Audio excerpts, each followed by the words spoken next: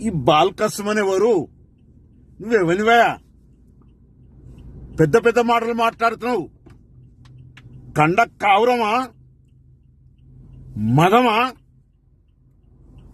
డబ్బులు బాగా పిచ్చిలేసిందా? నాలుక గనక మందమై షేర్లొస్తే ఉప్పు పసుపు పెట్టి రాకుతాం. ఎక్కడికి దొరికితే అక్కడికి మాట్లాడుతున్నావు. ఏం బుద్ధి లేదా?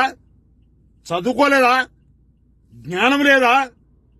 ఒక సభల ఈ రాష్ట్ర ముఖ్యమంత్రి రేవంత్ రెడ్డి గారిని, ఒక జాతీయ పార్టీకి అధ్యక్షుడైన రేవంత్ రెడ్డి గారిని నోటికొచ్చిన మాట్లాడడం, నీ నాలుక మందం, నాలుక చీర్స్తాం కొడుక.